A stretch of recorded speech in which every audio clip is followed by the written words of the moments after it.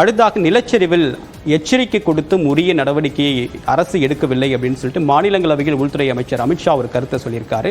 இந்த குற்றச்சாட்டுக்கு கேரள முதலமைச்சர் பினராயி விஜயன் பதில் சொல்லியிருந்தாலும் கூட இந்த நேரத்தில் பரஸ்பரம் குற்றச்சாட்டு அப்படின்றது தவிர்க்க வேண்டும். அதே நேரத்தில் என்னுடைய தரப்பு விளக்கத்தை நான் கொடுக்குறேன் அப்படின்னு சொல்லியிருக்காரு. என்ன சொல்லியிருக்காரு அப்படின்னு பார்க்கும்போது, செவ்வாய்க்கிழமை அதிகாலை இந்த நிலச்சரிவு ஏற்பட்ட நிலையில் செவ்வாய்க்கிழமை அதிகாலை வரைக்கும் இந்திய வானிலை ஆய்வு மையம் எந்த விதமான ரெட் அலர்ட்டையும் வயநாடு பகுதிக்கு கொடுக்கல.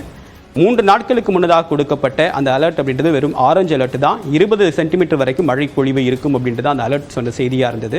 ஆனால் இந்த அலர்ட் முடியும் போது எங்களுக்கு வந்த மழை அளவு அப்படின்னு பார்த்தீங்க அப்படின்னா 50 சென்டிமீட்டராக இருந்தது. இதன் காரணமாக நிலச்சரிவு ஏற்பட்டது. நிலச்சரிவு அன்னைக்கு காலையில் 6 மணி தான் இங்கே ரெட் அலர்ட் இஷ்யூ பண்ணுறாங்க. முற்றிலுமாக ஒரு தாமதமான ஒரு போக்காக தான் இருந்தது அப்படின்னு சொல்கிறாங்க. ஆனால் அதே நேரத்தில் உள்துறை அமைச்சர் அமித்ஷா சொல்லக்கூடிய கருத்து என்ன இருக்குன்னா, எங்களுடைய அறிவிப்பில் நாங்கள் 20 சென்டிமீட்டருக்கு மேலே மழை வரும் அப்படின்னு சொல்லியிருந்தோம்.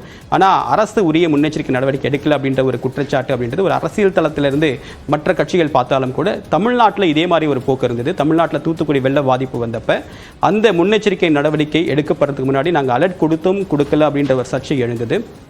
இந்திய வானிலை ஆய்வு மையம் கொடுக்கக்கூடிய அறிவிப்பு அப்படின்றது 20 சென்டிமீட்டர் வரைக்கும் மழை அப்படின்னா அது ஆரஞ்சு அலர்ட், அதற்கு மேலேனா ரெட் அலர்ட் அப்படின்ற ஒரு பேராமீட்டர்ஸ் அடிப்படையில் தான் கொடுக்குறாங்க. ஆனால் இந்த அளவுக்கு ஒரு மோசமான ஒரு பாதிப்பு ஏற்படக்கூடிய ஒரு விஷயத்துக்கு முன்கூட்டியே ரொம்ப நுணுக்கமான ஒரு இன்னும் இன்சைட்ஸ் எல்லாம் கொடுக்க வேண்டிய தேவை இருக்குது. அப்போ தான் உயிர்களை காப்பாற்ற முடியும் அப்படின்றதுக்கு.